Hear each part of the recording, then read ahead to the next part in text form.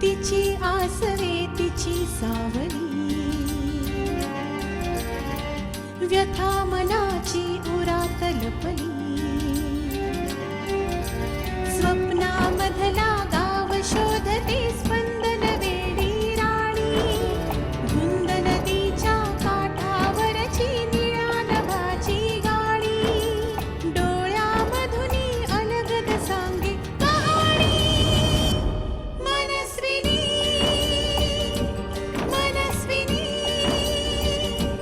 मनस्विनी.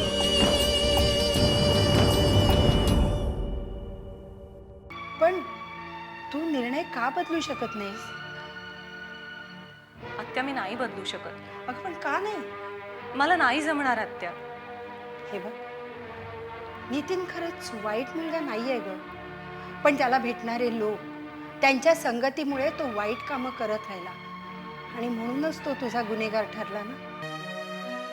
मला तो कॉलेजचा नितीन हवा होता, पण नाही.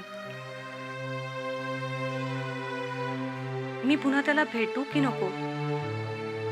पोलीस स्टेशनला जाण्याआधी तुम्ही जर वीणाला भेटलात ना तर फार बरं होईल. ती माझ्याशी बोलेल की नाही हे मला माहिती नाही. अरे पण प्रयत्न करायला काय हरकत आहे? नाही, मला नाही वाटत त्याचा काय फायदा होईल. नितीनशी लग्न करायची तिची अजिबात इच्छा नाही आहे आणि तुम्ही तरी एवढं तिच्या डोक्यावर का बसताय? नितीनला समजवायची अजिबात जरुरी नाही.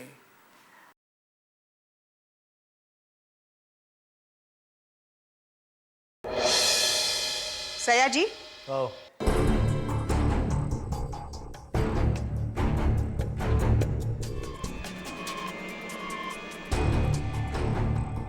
तुम्ही मला सगळे रिपोर्ट देणार होता कशाचे? त्या किडनॅपर बद्दल. तो कुठे राहतो, त्याचं नाव, पत्ता. हां हो हो हो ना, माझा शोध चालू आहे, सांगेन तुम्हाला मी. हो, दिसते तुमची तगमग त्या गुन्हेगार शोधण्याबद्दल. हो मग पण आता त्याची काही गरज नाही, काय? कारण खरा किडनॅपर मी शोधलाय. हो काय नाव काय त्याचं? त्याचं नाव सयाजी. सयाजी?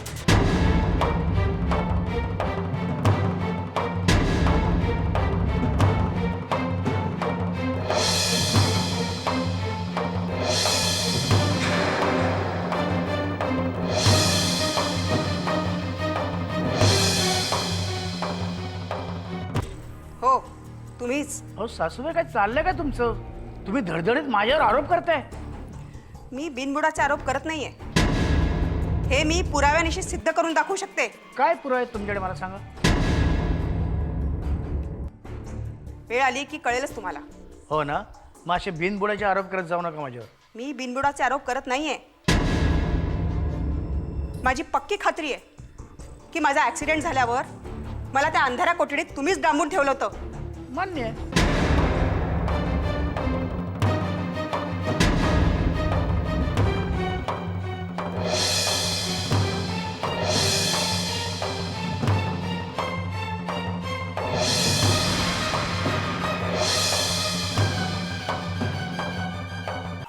अच्छा, म्हणजे तुम्हाला कबूल आहे तुमचे सर्व गुन्हे? आता तुम्हीच ते म्हणते ना की मी तुम्हाला किडनॅप केलं, दाबून ठेवलं, तर मान्य केलं.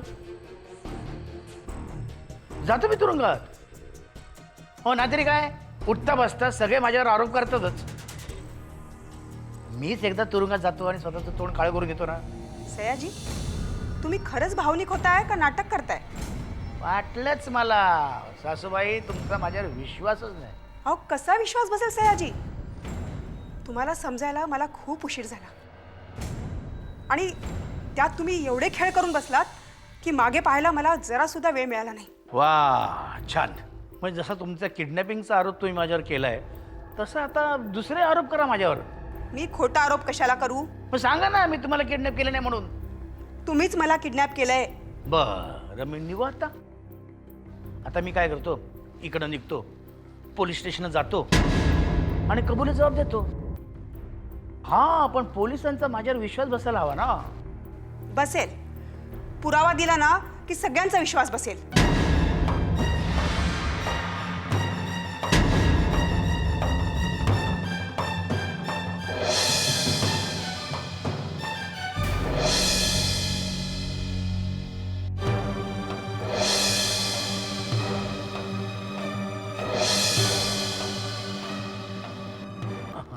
मग तर अगदी कृपाच झाली म्हणायची.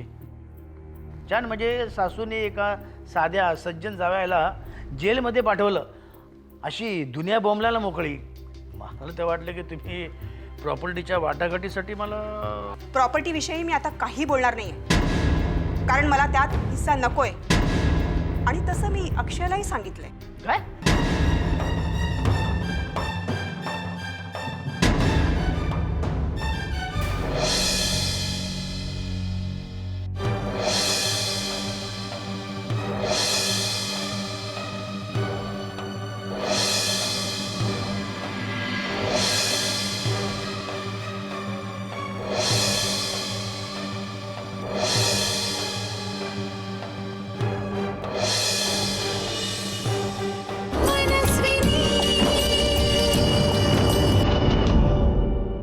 पण घाबरू नका. तुमचे 10% तुम्हाला मिळतील. वा सासूबाई वा. म्हणजे शेवटी जावयाला नोकर असण्याची किंमत दिली. उगीच चुकीचं बोलू नका सयाजी. आम्ही कधीच तुम्हाला नोकरासारखी वागणूक दिलेली नाहीये. हो पण अक्षयने सुद्धा मला काय नीट वागवलं नाही कधी. आणखीन कसं वागायचं होतं सयाजी तुमच्याशी? अहो कंपनीचे सगळे अकाउंट तुमच्याकडे, पेमेंट शीट तुमच्याकडे, सर्व टेंडरचे व्यवहार तुमच्याकडे आणि तरी तुम्ही म्हणता आम्ही तुम्हाला नोकरासारखी वागणूक दिली म्हणून.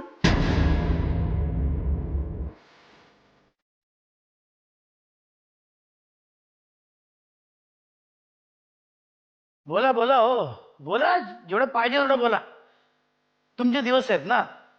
नाही एवढं जर सगळं चांगलं करून मीच वाईट होणार असेल ते एक काम करा ना. जगाला बोबडून सांगा असा आहे ते चोर आहे, दगाबाज आहे. पण एक गोष्ट लक्षात ठेवा, मी तसं नाहीये. कळलं का? येतो मी.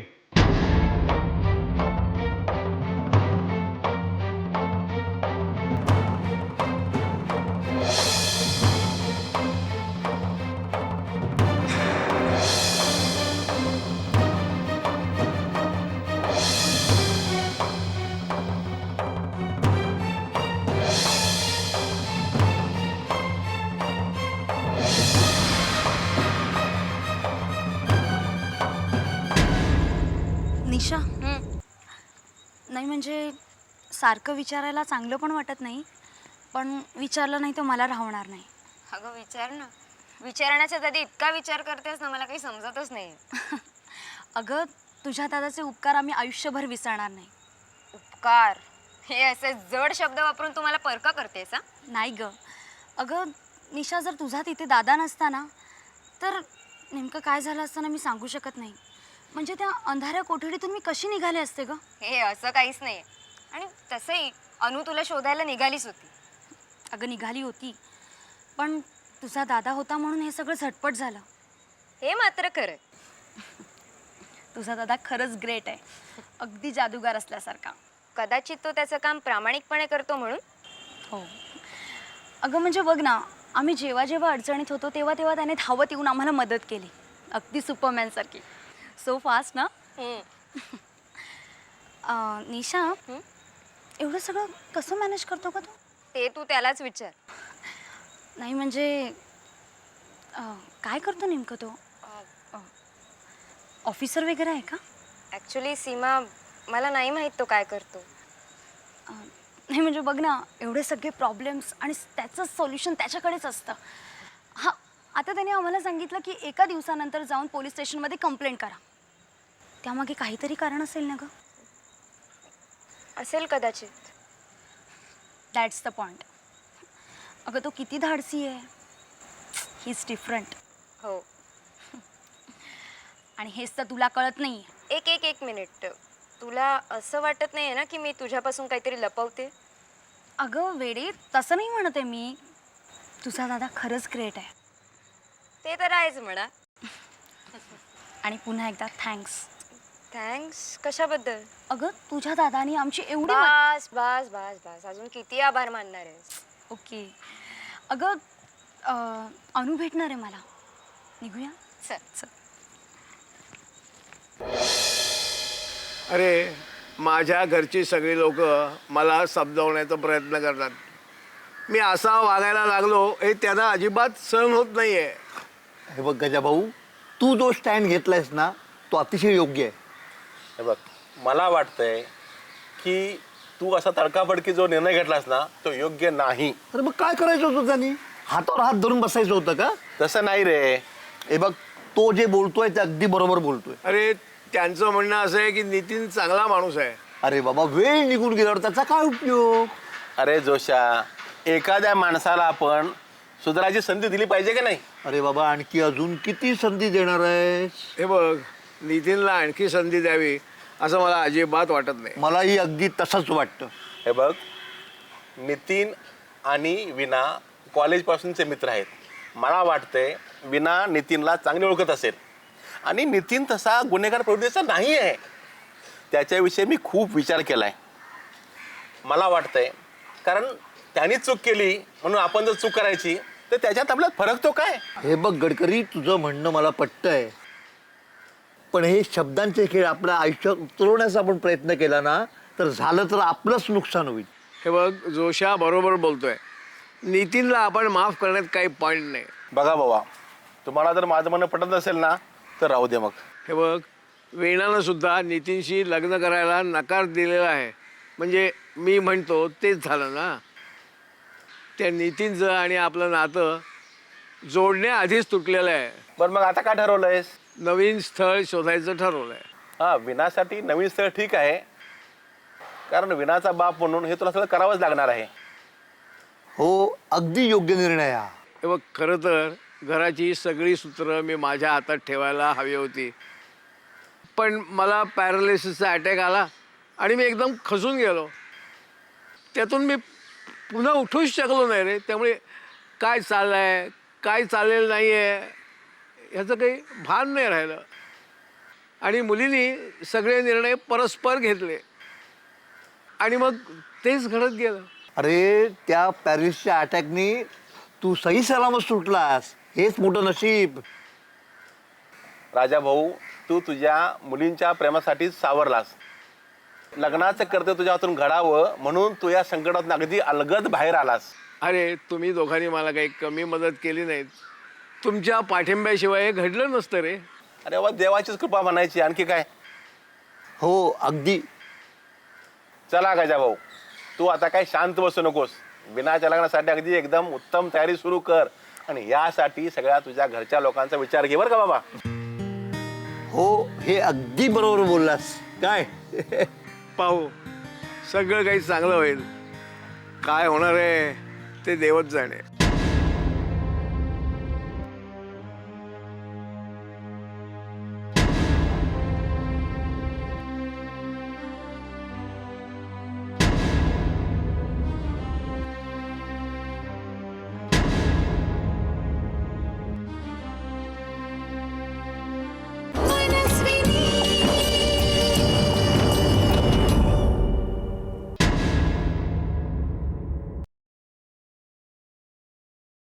तुम्ही मला सगळे रिपोर्ट देणार होता त्या किडनॅपर बद्दल.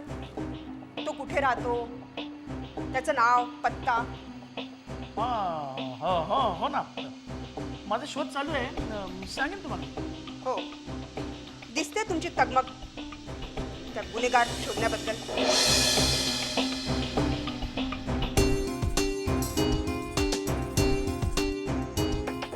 कारण खरा किडनॅपर मी शोधलाय हो काय नाव काय त्याचं? त्याचं नाव सयाजी. सयाजी?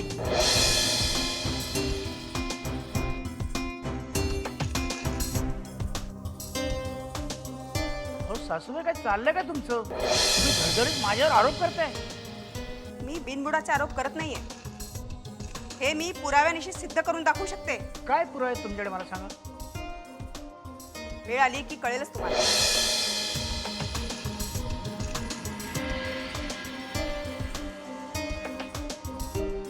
माझी पक्की खात्री आहे की माझा ऍक्सिडेंट झाल्यावर मला त्या अंधाऱ्या कोठडीत तुम्हीच डांबून ठेवलं होतं.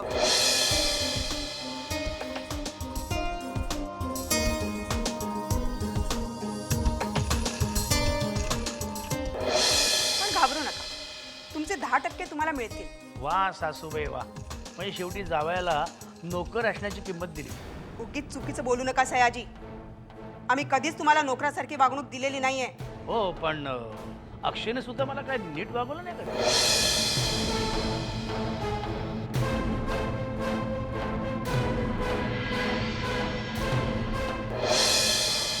आणखीन कसं वागायचं होतं सयाजी तुमच्याशी?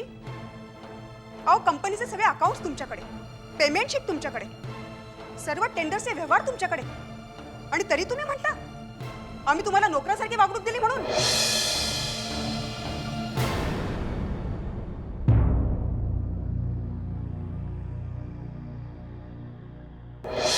ते काम करा ना, जगाला बोंबलून सांगा हा सयाजी चोर आहे, दगाबाज आहे. पण एक गोष्ट लक्षात ठेवा, मी तसं नाहीये, कळलं का?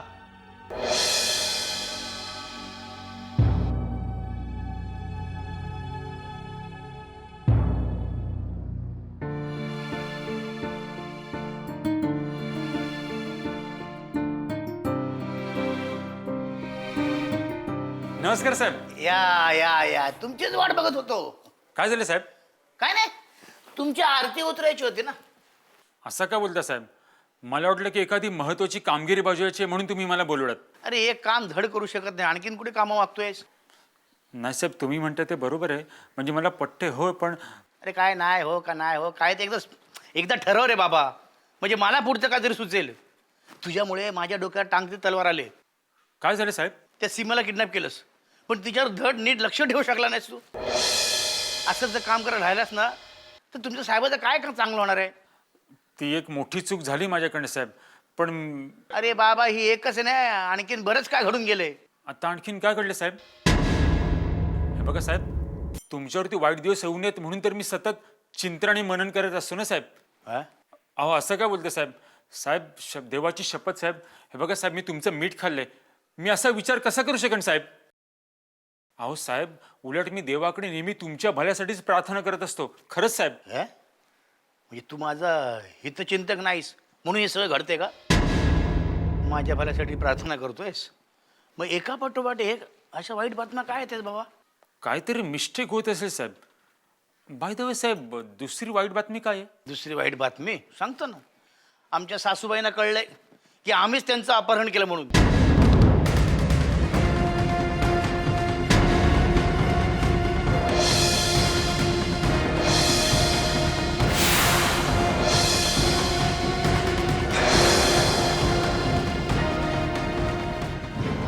देवा, आता हाच दिवस पाहायचं राहिलं होतं का साहेब? आता काय करायचं? ए बाबा, तू कुठे जाऊन बोलला नाहीस ना? नाही देवा शपथ साहेब, मी कुठेच काय बोललो नाही. या प्रकरणाची वाच्यता मी कुठेच केली नाही साहेब. मग तो माणूस काय त्याचं नाव तर, तू आल्यापासून आहे ना सगळं काही अघटित होत चाललंय, त्याचं काय? साहेब मला वाटतं त्यांनीच हे सगळं केलं असणार. मला ना 100% खात्री की हे त्याचंच कारस्थान आहे. नक्की? हो साहेब. मग आता त्याला फिनिश करायची वेळ आली. नाही तर तो आपल्याला स्वस्त बसून देणार नाही. आणि ये मी काय बोलते तुला कळते ना? येते साहेब, हं. अगदी लक्षात आले साहेब तुम्हाला काय म्हणायचं ते. काम कर, आता त्याला संपून टाक, आणि ह्या कानाचं त्या कानाला कळता कामा नये, लक्षात ठेव. नक्की साहेब, तुम्ही अजिबात काळजी करू नका. आणि आज रात्रीच हे काम व्हायला पाहिजे, होईल ना? नक्की साहेब, मी प्रयत्न करतो. प्रयत्न नको, मला रिझल्ट पाहिजेत. साहेब हे बघा, हे काम आज रात्रीच तमाम होणार, खात्री बाळगा साहेब तुम्ही. शाबास, पण लक्षात ठेव, एकदम सावध. कुठे काय करायचंय ते ह्या हाताचं त्या हाताला कळता कामा नये. कळ का? अजिबात करणार नाही साहेब. गुड. एक लक्षात ठेव, काम झालं की ताबडतोब मला फोन कर. काय? साहेब काम झालं मी तुम्हाला फोन करतो. गुड. येतो साहेब. यशस्वी हो.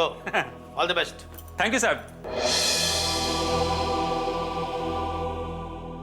तर या टायमाला तरी नीट काम करतो की नाही कोणास ठाऊक.